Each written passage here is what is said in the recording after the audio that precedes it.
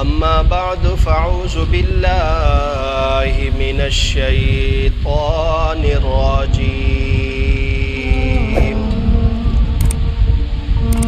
بسم الله الرحمن الرحيم. إنما يريد الله ليذهب عنكم الرجس أهل البيت ويطهركم تطهيرا. آمنت بالله صدق اللہ العظیم. میرے واجب الاحترام بزرگوں، دوستوں، ساتھیوں، حمد و ثنا کے بعد اللہ تبارک و تعالی کا لاکھ لاکھ شکر ہے کہ جس رب نے ہمیں اپنے گھر آنے کی توفیق عطا فرمائی، اور دعا ہے کہ اللہ تبارک و تعالی ساری زندگی اس گھر دی غلامی نصیب فرمائے. میرے دوستو، بزرگوں، آج 9 محرم الحرام دی تاریخ ہو چکی ہے، اور جو کل کا دن آ رہا ہے 10 محرم الحرام کا دن، یہ عاشوراء کا دن، محرم 10 محرم کا دن اتنی فضیلت والا، اتنی شان والا، اتنی بلندی والا کہ اس بابرکت دن دے اندر اللہ تبارک و تعالی نے اپنے پیغمبروں کو، اپنے پیاروں کو اتنی عزت اور مقام عطا فرمایا ہے کہ جس کا انسان تصور نہیں کر سکتا. قرآن کی روشنی میں نبی کریم صلی اللہ علیہ وسلم کے فرمان میں 10 محرم الحرام کا دن بڑی فضیلت والا ہے، بڑے مقام اور مرتبے والا دن ہے.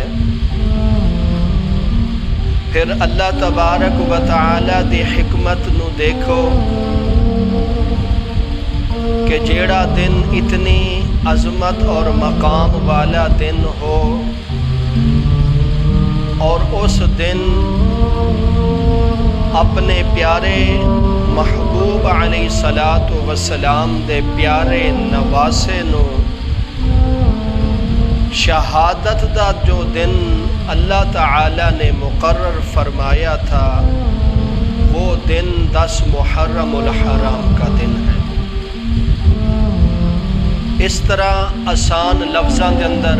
سمجھ لو کہ زمزم دا کنواں، زمزم دا پانی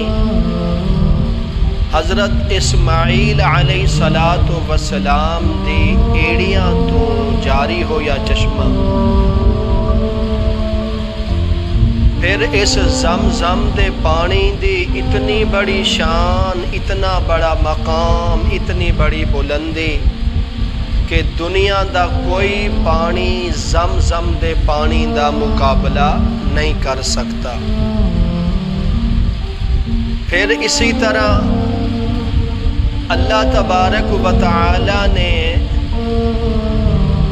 اسماعیل علیہ الصلاۃ والسلام دی ایڑیاں تو نکلا ہویا پانی، بڑی شان اور مرتبے والا پانی، لیکن اللہ نے اس پانی نو اور شان دینا چاہا اور مقام دینا چاہا، تو اللہ تعالی نے اس زمزم دے پانی دے نال اپنے پیارے محبوب علیہ الصلاۃ والسلام دا دل اقدس، دل اطہر نو زمزم دے پانی دے نال دھویا گیا. شب معراج دی رات نو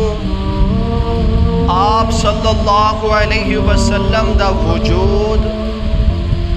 پاک ہے، مقدس ہے، مطہر ہے، اعلیٰ ہے۔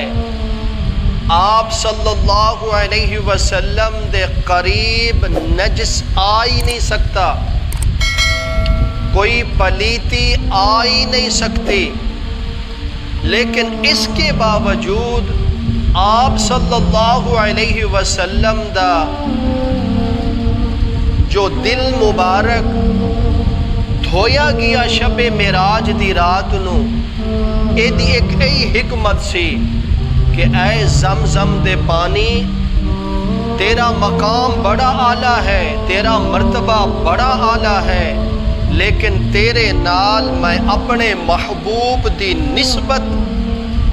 کر کے میں تینوں پہلے تو بھی زیادہ مقام اور مرتبہ عطا فرما دیتا ہے۔ اسی ہی نسبت نال 10 محرم الحرام کا دن بڑا اعلیٰ، 10 محرم الحرام دے دن دی عظمت بڑی اعلیٰ، مقام بڑا اعلیٰ، لیکن اللہ نے اپنے پیارے محبوب دے نواسے نو اس دن شہادت دا رتبہ عطا کر کے اس 10 محرم الحرام دے دن نو اور 4 چاند لگا دیتے گئے۔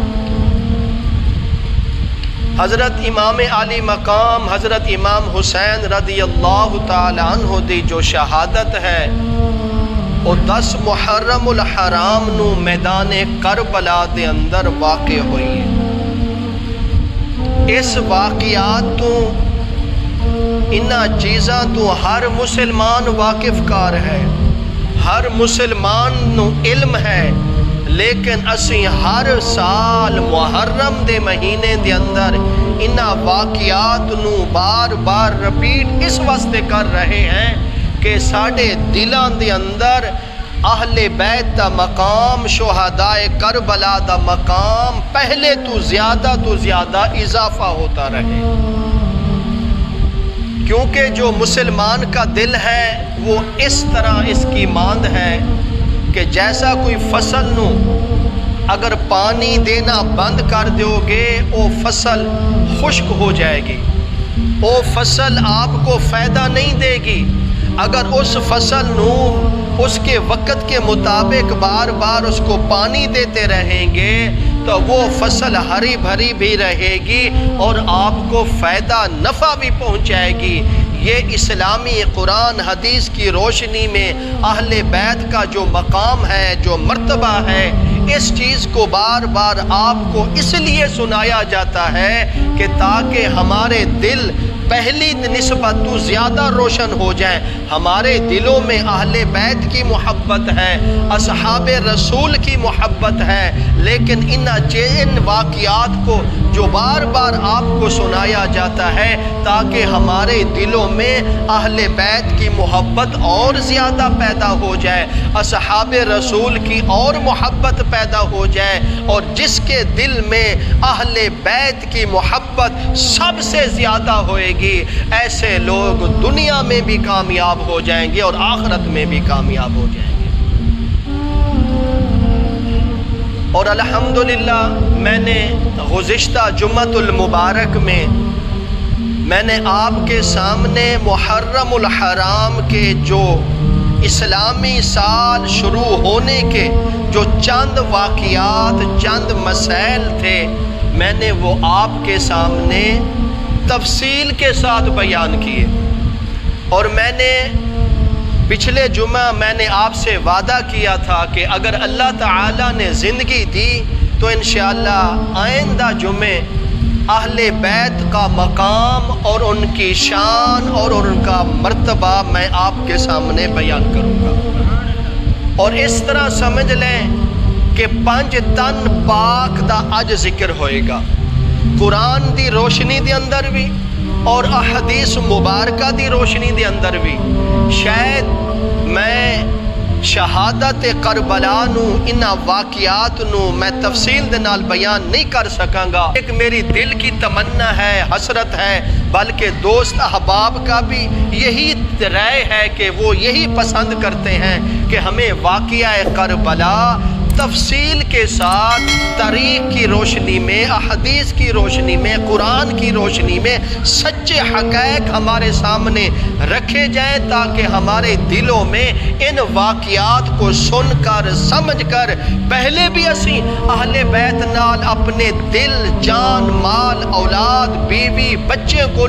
سب سے زیادہ محبت کرتے ہیں، لیکن یہ واقعات جو تفصیلی واقعات ان پر گزرے ہیں، یہ واقعات اور سن کر ہمارے دلوں میں پہلے سے زیادہ 1000 گنا اور محبت ہمارے دلوں میں بیٹھ جائے۔ انشاءاللہ میں آج کے اس خطبے میں،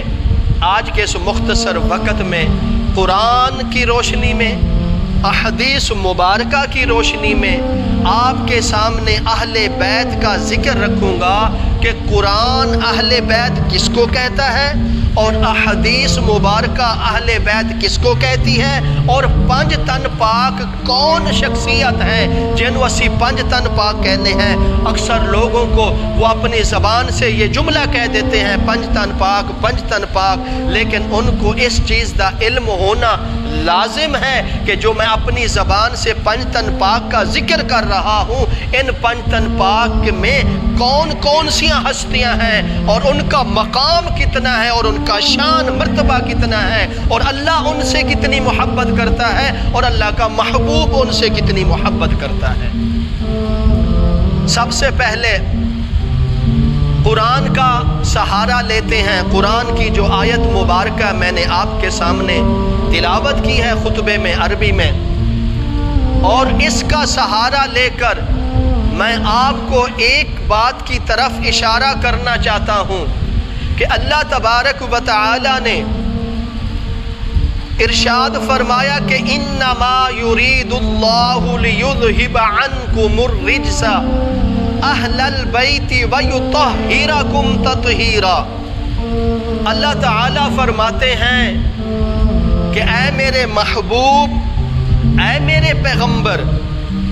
اے میرے سب سے اعلیٰ نبی، آپ کے تمام گھرانے کو، آپ کی بیویوں کو، آپ کی اولاد کو، آپ کی آل کو میں نے پاک صاف کر دیا ہے۔ اور پاک صاف کرنا یہ بھی اللہ تعالی کا حق بنتا ہے۔ کیوں؟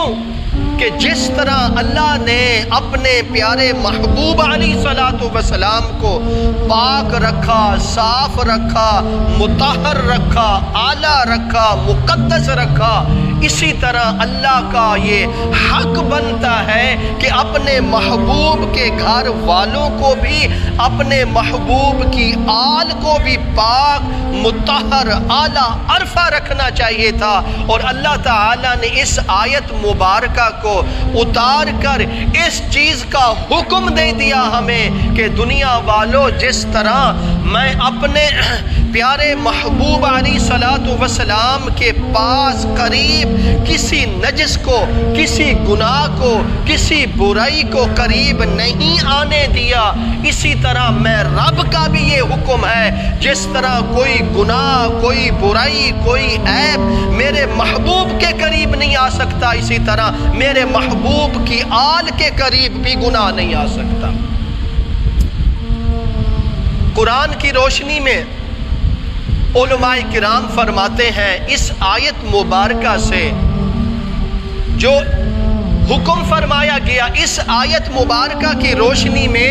آپ صلی اللہ علیہ وسلم کی ازواج مطہرات ہیں گیا، آپ صلی اللہ علیہ وسلم کی اولاد ہے، آپ صلی اللہ علیہ وسلم کے بیٹے بیٹیاں ہیں گیا،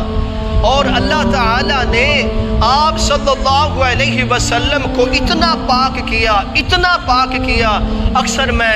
جمعے کے بیان میں میری یہ گفتگو سنتے رہتے ہو، اکثر میں کہتا رہتا ہوں کہ اللہ تبارک و تعالیٰ نے اپنے محبوب کو اور اپنے محبوب کی آل کو پاک رکھنے کا جو حکم لیا ہوا ہے، جو ذمہ لیا ہوا ہے، اللہ نے ان برائیوں کو حکم دیا، اے برائیوں ساری دنیا میں پھیلو، تمہیں اجازت ہے، پورے لوگوں کے پاس جاؤ، تمہیں اجازت ہے، اے عیبو پوری دنیا میں پھرو، اے گناہو پوری دنیا میں پھرو، اے غلطیوں پوری دنیا میں پھرو، اے عیبو پوری دنیا میں پھرو۔ لیکن اللہ کا یہ حکم ہے، اللہ کا اپنے محبوب کے ساتھ وعدہ ہے کہ پوری دنیا میں رہ کر پوری دنیا کو، خلقت کو اس چیز کے بارے حکم دیا گیا، اے برائیوں پوری دنیا میں پھیل سکتے ہو، لیکن تمہیں حکم دیتا ہوں میرے محبوب کے قریب نہیں آ سکتیاں،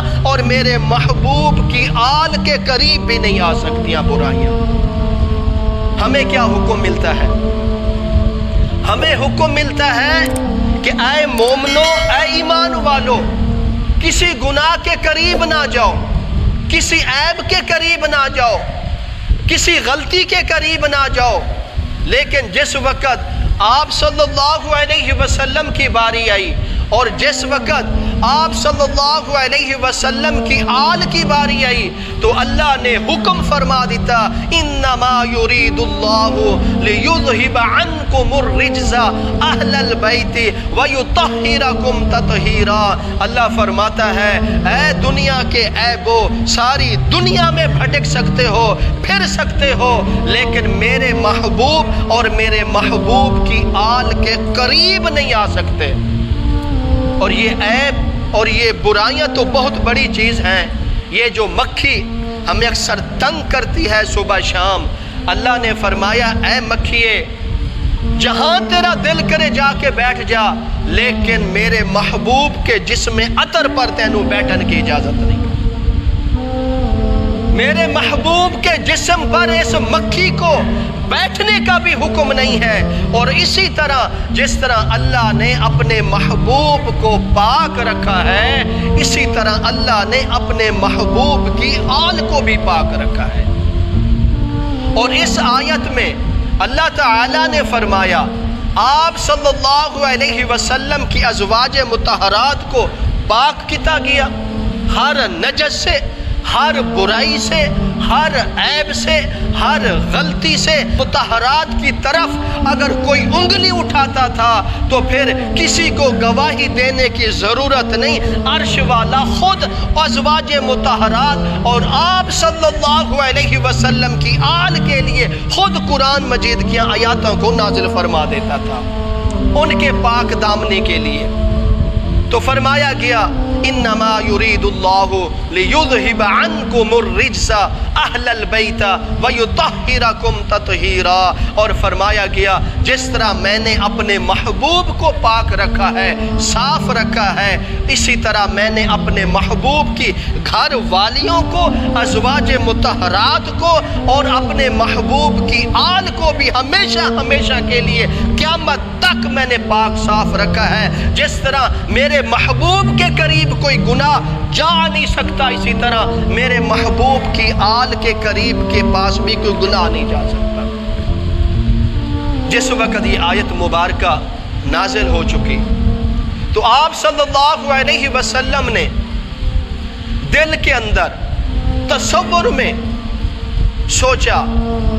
کہ یہ تو اللہ تبارک و تعالی نے میری گھر والیوں کے بارے حکم دیا، میری آل اولاد کے لیے حکم دیا ہے، اور اس میری آل اولاد میں ایک میرا سب سے پیارا، سب سے لاڈلا، سب سے خوبصورت، سب سے مقدس، سب سے اعلیٰ، سب سے حسین، سب سے سچا میرا ایک ایسا داماد ہے جنوں علی کہتے ہیں، جنوں مولا مشکل کشا کہتے ہیں، جس کو مولا علی کہتے ہیں، وہ بھی ہے نا، میری بیٹی سیدہ فاطمہ بھی ہے نا، میرا نواسا حسن بھی ہے نا، میرا نواسا حسین بھی ہے نا۔ اگر 14ویں صدی کے علماء اگر اس آیت مبارکہ کو نہ سمجھ سکے، اگر وہ انگلی اٹھا دے، نہیں اس آیت میں صرف ازواج مطہرات کا حکم ہے، اس آیات میں صرف آپ صلی اللہ علیہ وسلم کی بیویوں کا حکم ہے، حالانکہ اس آیت میں اللہ تعالیٰ نے آپ صلی اللہ علیہ وسلم کی بیویوں کے ساتھ ساتھ آل کا بھی حکم دیا ہے۔ آل میں آپ صلی اللہ علیہ وسلم کی بیویاں بھی آ جاتی ہیں، آل میں آپ صلی اللہ علیہ وسلم کے بیٹے بھی آ رہے ہیں، آل میں آپ صلی اللہ علیہ وسلم کی بیٹیاں بھی آ رہی ہیں، اور جو حسن حسین ہیں یہ بھی آپ صلی اللہ علیہ وسلم کے بیٹے ہی ہیں۔ اور جس وقت آپ صلی اللہ علیہ وسلم نے تھوڑی دیر کے لیے خیال کیا، اگر کوئی 14ویں صدی کا مولوی اٹھ کر، 14ویں صدی کا ان پڑھ جہل اٹھ کر اعتراض کرن لگ جاوے کہ ان کا تذکرہ نہیں ہے گا اس میں، ان کا ذکر نہیں ہے اس میں، ان کا تصور نہیں ہے اس آیات میں، تو آپ صلی اللہ علیہ وسلم نے اپنے رب کے حکم کے مطابق، اپنے رب کے مشورے کے مطابق اپنے گھر میں بیٹھ کر اپنی نبوت والی چادر کو، اس چادر کو جس چادر کی اللہ تعالیٰ نے قرآن مجید کے اندر قسمہ کھائیاں، یا ایھا المزمل کہا، یا ایھا المدثر کہا، اے میرے محبوب جب آپ چادر اوڑھ کر چلتے ہیں، میں آپ کی چادر اوڑھتے ہوئے مجھے اتنا پسند لگتی ہے یہ چادر، میں اس چادر کا نام لے کر آپ سے خطاب کرتا ہوں، یا ایھا المزمل کہتا ہوں، اے میرے محبوب جب یہ کمبل یا چادر پہ اوڑھ کر آپ لیٹ جاتے ہیں چارپائی پر، آپ کا لیٹنا مجھے اتنا پسند آتا ہے، میں یا ایھا المدثر کہہ کر کہتا ہوں، اتنی مقدس چادر، اتنی اعلیٰ چادر، اتنی پاکیزہ چادر، اتنا خوبصورت چادر، پوری دنیا کی دولتاں اس چادر کے قربان کر دیتیاں جامن، اتنی اعلیٰ چادر کو آپ صلی اللہ علیہ وسلم نے پھیلا دیا، بچھا دیا، اور چادر کو بچھا کر آپ صلی اللہ علیہ وسلم نے اپنی پیاری بیٹی، اپنی چہیتی بیٹی، اپنی او بیٹی جس کو آپ صلی اللہ علیہ وسلم نے فرمایا فاطمہ تم بضعۃ منی، فاطمہ میرے دل کا ٹکڑا ہے، وہ فاطمہ جس کے بارے میں آپ صلی اللہ علیہ وسلم نے فرمایا جس نے میری بیٹی فاطمہ کا دل دکھایا، اس نے میں محمد صلی اللہ علیہ وسلم کا دل دکھایا اور رب کا دل دکھایا، اور فرمایا گیا جیڑا ان میرے بیٹوں کے بارے، میری بیٹیوں کے بارے، میری آل کے بارے ایک ذرہ برابر، بال سے بھی زیادہ کم، اگر جس کے دل میں میری آل کے بارے کوئی تھوڑی سی کمی آ جائے گی، ان کا ایمان تباہ ہو جائے گا، ان کا عقیدہ برباد ہو جائے گا، ان کا ٹھکانہ جہنم ہوے گا۔ اس واسطے اتنا اعلیٰ گھرانہ، اتنا پاک گھرانہ، اتنا مقدس گھرانہ، خدا کی قسم ازواج مطہرات کا بھی بڑا مقام ہے، ہم اس کا انکار نہیں کر سکتے، وہ بھی اعلیٰ ہستیاں ہیں، وہ بھی قابل احترام ہیں، جن کے ذرا برابر دل میں ازواج مطہرات کا ذرا برابر ان کا مقام کم ہو گیا،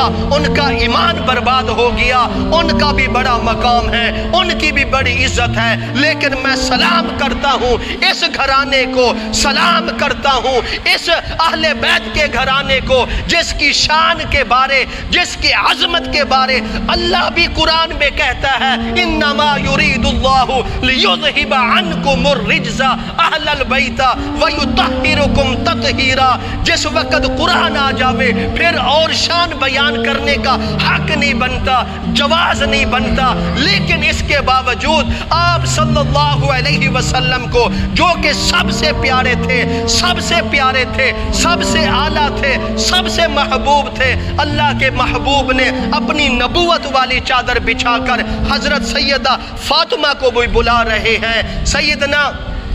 علی مرتضیٰ شیر خدا کرم اللہ وجہہ کو بھی بلا رہے ہیں، اور اسی طرح اپنے سب سے پیارے شہزادے حسن حسین کو بھی بلا رہے ہیں۔ اب یہ تصور کرے جو ہم اکثر جملہ کہتے ہیں نا، پنج تن پاک، پنج تن پاک، یہ پنج تن پاک کیا ہے؟ پنج تن پاک کا مطلب ہے پنج تن، یعنی پنج جسم، پاک ہیں، اعلیٰ ہیں، عرفہ ہیں، مقدس ہیں، احترام کے قابل ہیں، ان کے قدموں کے ہیٹھاں اسی اپنے سب کچھ قربان کرنے کے لیے تیار ہیں۔ یہ 5 تن کون؟ حضرت علی مرتضیٰ شیر خدا رضی اللہ تعالی عنہ، نمبر 2 سیدہ فاطمہ رضی اللہ تعالی عنہا، اور حضرت حسن حسین رضی اللہ تعالی عنہما۔ یہ 4 ہستیاں ہو گیا۔ 5ویں ہستی امام الانبیاء احمد مجتبی حضرت محمد الرسول اللہ صلی اللہ علیہ وسلم۔ یہ 5 تن، 5 جسم، 5 ہستیاں، 5 شخصیتاں اس نبوت والی چادر کے ہیٹھاں بیٹھ کر اب آپ صلی اللہ علیہ وسلم نے ان کو اپنی نبوت والی چادر پہنا دی۔ نبوت والی چادر پہنانے کے بعد اپنے نبوت والے ہاتھ اٹھا دیے۔ اللہ اکبر۔ اے مسلمانوں، تصور کرو وہ کیسا منظر ہوگا، وہ کیسا خوبصورت نظارہ ہوگا۔ وہاں اس نظارے کو دیکھ کر اللہ کے نورانی فرشتے بھی رشک کرتے ہوں گے اور پوری کائنات رشک کرتی ہوے گی۔ آپ صلی اللہ علیہ وسلم نے بڑیاں بڑیاں دعائیں کیاں۔ بدر دے اندر بھی دعا کی، احد دے اندر بھی دعا کی، خیبر دے اندر بھی دعا کی، حنین دے اندر بھی دعا کی، مکے دے اندر بھی دعا کی، حجر دے اندر بھی دعا کی، اور اسی طرح مدینے دے اندر بھی دعا کی،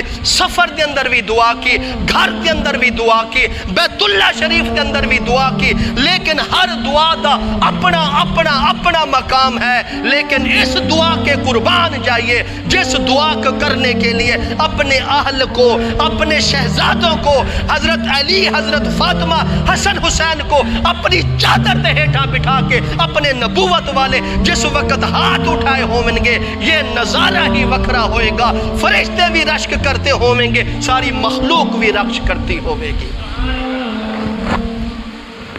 اللہ اکبر۔ ایسی دعا آپ کو پہلے کبھی نہیں ملے گی۔ جس انداز سے یہ آپ صلی اللہ علیہ وسلم دعا کر رہے ہیں، اور جب دعا شروع ہو رہی تھی آپ صلی اللہ علیہ وسلم کی گھر والی ازواج مطہرات حضرت ام سلمہ رضی اللہ تعالی عنہا دیکھا کہ آج اللہ کا محبوب اللہ کے خزانے لوٹنے والا ہے، اللہ سے سب کچھ مانگنے والا ہے۔ سیدہ سلمہ بھی اس چادر کے قریب آن لگیاں، عرض کرنے لگیاں، محبوب اگر مجھے بھی اجازت ہو تو میں بھی اس چادر کے ہیٹھاں آ جاؤں، اس چادر کے سائے میں آ جاؤں۔ آپ صلی اللہ علیہ وسلم نے فرمایا، اے میری سلمہ، تمہیں تو اللہ تعالیٰ نے پہلے پاک کر دیا ہے، تمہیں تو اللہ تعالیٰ نے پہلے مقدس کر دیا ہے، میری اس آل کو بھی اللہ نے پہلے پاک کر دیا ہے، لیکن آج میں اس فتنے کو ختم کرنا چاہتا ہوں، آج میں ان سنی شیعہ کو اختلاف کو ختم کرنا چاہتا ہوں، آج میں ان 4 تن کو 5واں تن میرا 5 تن جمع ہو کر یہ دعا کرنے کا یہی مقصد ہے۔ قیامت تک دسوں گا، قیامت تک بتاؤں گا لوگوں کو، او دنیا والوں، او دنیا کی بڑی بڑی تاریخ کی کتابیں پڑھنے والوں، بڑے بڑے مطالعے کرنے والوں، قرآن حدیث کو سمجھنے والوں، لیکن اس 5 تن کا بھی تمہیں خیال کرنا ہوگا، جس کی عظمت کے لیے اللہ بھی قرآن اتار رہا ہے اور کملی والا بھی اپنی زبان سے دعا کر رہا ہے۔ یہ بہت بڑا مرتبہ ہے، یہ معمولی چیز نہیں ہے۔ آپ صلی اللہ علیہ وسلم نے جس وقت دعا کے لیے ہاتھ اٹھائے اور دعا کے لیے ہاتھ اٹھا کے سب سے پہلا حکم فرمایا، عرض کی پروردگار، اللہم اے اللہ، اللہم اے اللہ، اللہم اے اللہ۔ اللہ بھی فرماتے ہوں گے، محبوب آج تیرا مانگنے کا انداز وکھرا ہے، بدر میں تو سر سجدے میں رکھ کے مجھ سے مانگا، میں نے تمہیں ادا کیا، اور احد میں بھی تو کھڑا کھڑا ہو کر سیدنا امیر حمزہ کی قبر پر جنازے پر کھڑے ہو کر آپ نے دعا کرنے کی انتہا کر دی، اس کا بھی نظارہ وکھرا ہے۔ آج تیرا نظارہ دعا کرنے کا سب سے نرالا، سب سے پیارا ہے۔ ان شہزادوں کو اپنے قریب کر کے اور نبوت والی چادر اوڑھ کر کیا آج مجھ سے مانگنا چاہتے ہو؟ کیا مجھ سے مانگنا چاہتے ہو؟ اے میرے محبوب مانگو۔ آج جو آپ کا مانگنے کا جو نرالا انداز ہے اللہ کو بھی پسند آ رہا ہے، فرشتوں کو بھی پسند آ رہا ہے، جنات کو بھی پسند آ رہا ہے، نباتات کو بھی پسند آ رہا ہے، سمندر کی مچھلیوں کو بھی پسند آ رہا ہے، ان مسلمانوں کے دلوں کو بھی پسند آئے گا جن کے دلوں میں اہل بیت کی محبت ہوئے گی، جن کے دلوں میں اہل بیت کا مقام ہوئے گا، جن کے دلوں میں اصحاب رسول کا مقام ہوئے گا، آج وہ بھی پسند کریں گے۔ میرے محبوب آپ نے مجھ سے بہت کچھ مانگا ہے، یہ مانگنے کا انداز سب سے نرالا ہے، اور قیامت تک اس انداز کو میں قرآن میں بھی بیان کر دوں گا، احادیث میں بھی بیان کر دوں گا۔ جہاں جہاں میرے محبوب میرے نال محبت کرنے والے لوگ ہوں گے، جہاں جہاں تیرے نال محبت کرنے والے ہوں گے، جہاں جہاں اصحاب رسول نال محبت کرنے والے لوگ ہوں گے، جہاں جہاں ان تیرے شہزادے حسن حسین دے نال محبت کرنے والے لوگ ہوں گے، محبوبہ وہ تیرے اس دعا کا تذکرہ ہمیشہ کرتے رہیں گے۔ اور اللہ نے فرمایا محبوب آج مانگ، آج تیرے مانگنے میں دیر ہو سکتی ہے، میں رب کے عطا کرنے میں دیر نہیں ہو سکتی۔ کیا مانگا؟ اللہم، اے اللہ، اے میرے پروردگار، آپ نے مجھے بہت بڑا مقام دیا، بہت بڑی عزت دی، بہت بڑے انعامات سے نوازا، وہ تیری عطا تھی، لیکن میرے دل کی حسرت ہے پروردگار، اللہم اللہم اللہم ہاؤلائے اہل بیتی، اللہم ہاؤلائے اہل بیتی۔ پروردگار قرآن میں تم نے کہا کیا؟ انما یرید اللہ لیذہب عنکم الرجز اہل البیت ویطہرکم تطہیرا۔ پروردگار تیرا وعدہ بھی سچا، تیری بات بھی سچی، ہم سب مانتے ہیں، اقرار کرتے ہیں، تسلیم کرتے ہیں۔ یہ تو فیصلہ میری بیویوں کے متعلق آ گیا، میری اولاد کے متعلق آ گیا۔ اگر قیامت 14ویں صدی کے اگر کوئی جہل اٹھ کر کھڑا ہو جائے، یہ تو ان کا تذکرہ نہیں ہے، فاطمہ کا تذکرہ نہیں ہے، علی کا تذکرہ نہیں ہے، حسن حسین کا تذکرہ نہیں ہے۔ پروردگار یہ بھی میری آل ہے، یہ بھی میرے بیٹے ہیں، یہ بھی میری بیٹی ہے، یہ داماد میرا علی بیٹا ہے۔ پروردگار میں چاہتا ہوں جس طرح میری آل کو، میری ازواج مطہرات کو آپ نے مقام دیا ہے، ایک پاکیزہ سرٹیفکیٹ عطا فرمایا ہے، اسی طرح میں چاہتا ہوں میں اپنی نبوت والی زبان سے ان شہزادوں کو قیامت تک پاکیزہ ہونے کا سرٹیفکیٹ عطا کر دوں۔ اور کیا؟ اللہم ہاؤلائے اہل بیتی ویطہرہم تطہیرا۔ پروردگار انہوں بھی پاک کر دے،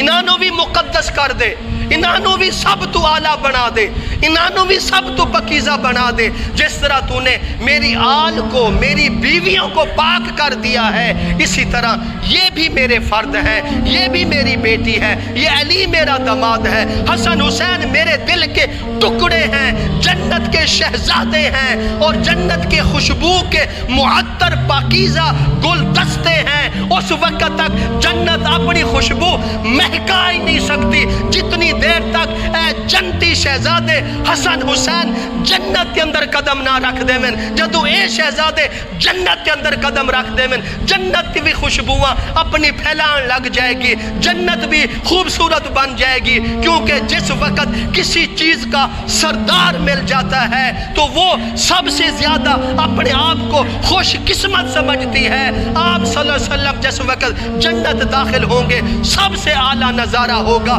ابو بکر جنت کے اندر داخل ہوں گے سب سے اعلیٰ نظارہ ہوگا، اور حضرت عمر فاروق، حضرت عثمان علی جس وقت جنت کے اندر داخل ہوں گے سب سے اعلیٰ نظارہ ہوگا۔ لیکن جس وقت حسنین کریمین اپنے اس جنت کے اندر قدم رکھیں گے جنت بھی ناز کرے گی، جنت بھی مسکرا پڑے گی۔ میرے اندر بھی قدم رکھنے والے شہزادے آ گئے ہیں، وہ شہزادے جن شہزادوں کو اللہ بھی پاک کہتا ہے، کملی والا بھی پاک کہتا ہے۔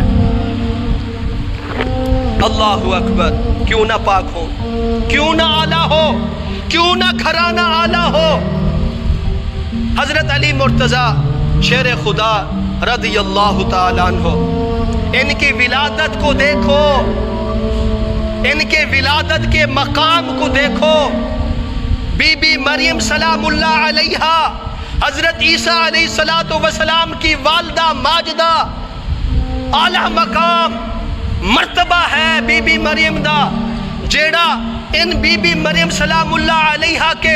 ذرہ برابر بھی ان کے مقام میں کمی کرے گا، ان کا ایمان تباہ دے برباد ہو جائے گا، وہ جہنم دے اندر جا سکتا ہے۔ ان کا بھی اعلیٰ مقام ہے۔ حضرت عیسیٰ علیہ السلام کا بھی سب سے اعلیٰ مقام ہے، کیونکہ جتنی بشارتیں، جتنی عظمتیں، جتنی خوشخبری حضرت عیسیٰ علیہ السلام نے آپ صلی اللہ علیہ وسلم کے بارے دی ہیں، باقی پیغمبروں نے اتنی بشارتیں نہیں دی ہیں۔ حضرت عیسیٰ علیہ السلام کا بھی مقام سب سے اعلیٰ، بی بی مریم سلام اللہ علیہا کا مقام بھی سب سے اعلیٰ۔ جس وقت حضرت عیسیٰ علیہ السلام کی ولادت کا وقت آتا ہے، بی بی مریم سلام اللہ علیہا بیت اللہ شریف کے اندر بیٹھتی ہے، اللہ فرماتا ہے بی بی مریم اب بیت اللہ شریف سے باہر آ جاؤ، اس پہاڑی پر چلے جاؤ، وہ کھجور کا خشک تنکا کھڑا ہے، وہاں بیٹھ جاؤ، وہاں تیرے بیٹے عیسیٰ علیہ السلام کی ولادت ہوگی۔ یہ بھی اپنی جگہ نظارہ ہے، یہ بھی اللہ کی اپنی حکمت ہے۔ لیکن آؤ مسلمانوں، آؤ اہل بیت نال محبت کرنے والے ہو، آؤ اصحاب رسول نال محبت کرنے والے ہو۔ جس وقت مولا علی دی باری آئی، اللہ نے حضرت مولا علی دی والدہ نو فرمایا، اے مولا علی کی والدہ، تمہیں کسی مکان میں جانے کی ضرورت نہیں، کسی محل میں جانے کی ضرورت نہیں، کسی جگہ کیا میں انتخاب کرنے کی ضرورت نہیں۔ اور کتابوں میں آتا ہے، تاریخ کی کتابوں میں لکھا ہوا ہے، جس وقت حضرت علی مولا رضی اللہ تعالیٰ عنہ اپنے ماں کے شکم کے اندر تھے، پیٹ مبارک کے اندر تھے، حضرت علی دی والدہ بیت اللہ شریف کے اندر عبادت کے لیے تشریف لے گئی، عبادت کر رہی تھی۔ عبادت کے دوران ان کے پیٹ میں یہی بچہ پیدا ہونے کی تکلیف شروع ہو گئی۔ اس نے دیکھا میں کیا کروں، لوگوں کا مجمع ہے، لوگوں کا ہجوم ہے،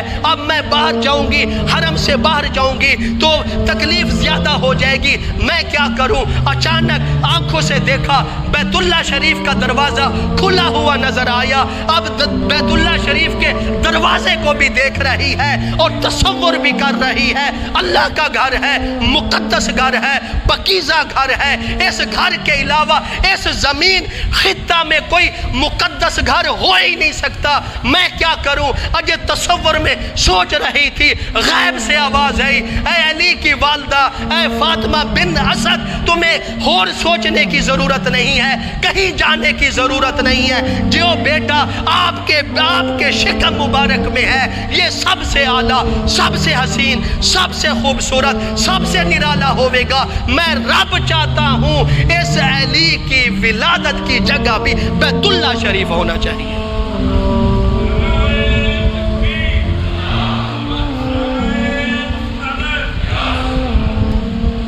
سیدہ بی بی فاطمہ بن اسد حضرت علی رضی اللہ تعالیٰ عنہ کی والدہ ماجدہ بیت اللہ شریف کے اندر داخل ہو گئی اور حضرت علی رضی اللہ تعالیٰ عنہ نے ولادت، او مسلمانوں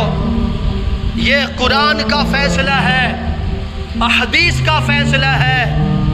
اگر کوئی شخص ناپاک ہو، ادھے غسل واجب ہو،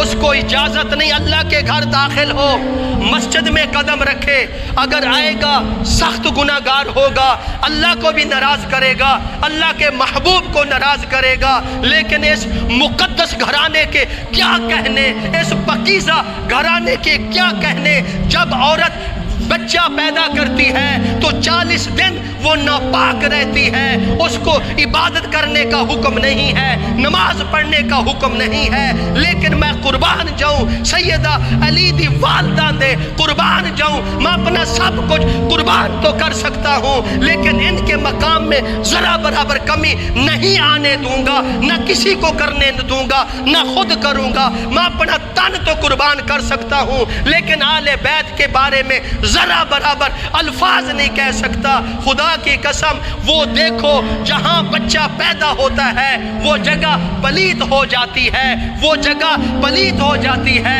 پھر وہ عبادت کے قابل نہیں رہتے۔ لیکن خدا کی قسم، جہاں حضرت علی مرتضیٰ مولا مشکل کشا انہوں کی ولادت ہوئی، اللہ کے گھر بیت اللہ شریف کے اندر ولادت ہو رہی ہے، ولادت کے بعد سیدہ فاطمہ بنت اسد اپنے بیٹے کو ولادت کرنے کے بعد اپنی چھاتی کے ساتھ اٹھا کے اب گھر جا رہی ہے، کوئی نفاس نہیں، کوئی گندگی نہیں، کوئی شے نہیں، اس لیے نہیں، اس واسطے اللہ کا قرآن کہتا ہے انما یرید اللہ لیذہب عنکم الرجس اہل البیت ویطہرکم تطہیرا۔ اے میرے محبوب، یہ جو تیری آل ہے، جو تیرا گھرانہ ہے، میں ان سے نجس کو دور کر دیا ہے، عیب کو دور کر دیا ہے، پلیتی کو دور کر دیا ہے۔ ساری دنیا کو حکم ہے پلیتی کے قریب نہیں جانا، گناہ کے قریب نہیں جانا، برائی کے قریب نہیں جانا، لیکن جب اہل بیت کا ذکر آیا، اللہ نے گناہ کو، برائی کو، پلیتی کو، نجس کو حکم دیا، اے برائیو جہاں مرضی پھرو لیکن میرے محبوب کی آل کے قریب نہیں آ سکتے۔ پاک گھرانہ ہے، علی پاک ہے، فاطمہ پاک ہے، حسن پاک ہے، حسین پاک ہے، ان سے جتنی محبت کرو گے اتنا ایمان آپ کا مضبوط ہوگا، کیونکہ اس لیے ان سے اللہ بھی محبت کر رہا ہے، کملی والا بھی محبت کر رہا ہے۔ یہ اہل بیت کا مقام ہے، اہل بیت کا مقام ہے، جن کی قرآن بھی گواہی دے رہا ہے، کملی والے کا فرمان بھی گواہی دے رہا ہے،